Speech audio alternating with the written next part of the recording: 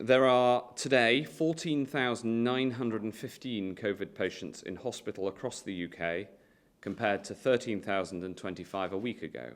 And sadly, yesterday, 168 deaths were reported.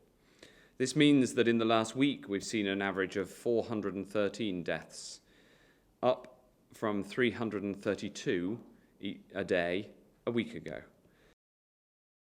And I am very pleased to be able to confirm that the NHS will have a network of 40 long COVID clinics right across England in place by the end of the month.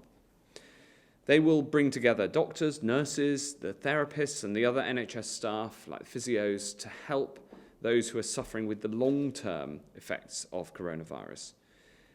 Long COVID shows that this virus can strike us all, and we must all do our bit to strike back by following the rules and denying the virus the connections that it needs to spread. Today, I'm delighted that we can announce 2 new mega labs which will open early in the new year. They will add another 600,000 capacity to our daily capacity. That doubles the current capacity. They'll also create 4,000 jobs, and crucially, they'll represent a permanent part of the UK's new diagnostics industry. We didn't enter this crisis with a major diagnostics industry, and so together we have built one, both to help beat the virus, of course, by testing more people and returning results more quickly, and to give our country a permanent defence that we might need for any future epidemic, and to improve our care for so many other diseases.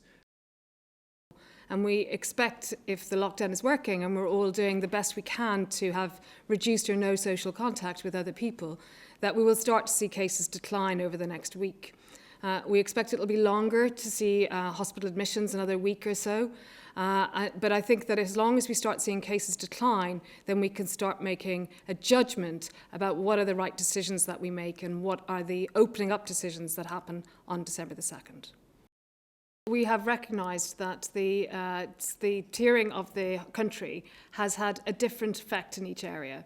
Tier 3, and especially Tier 3 plus in the north, has had an effect in reducing the numbers of cases in the northwest, and we can see the northwest declining number of cases now.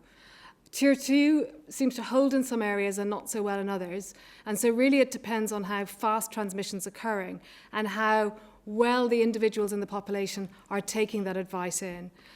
We see very little effect from Tier 1, and I think when we look at what tiers may be there in the future, we will have to think about strengthening them in order to get us through the winter months until the vaccine's available for everyone.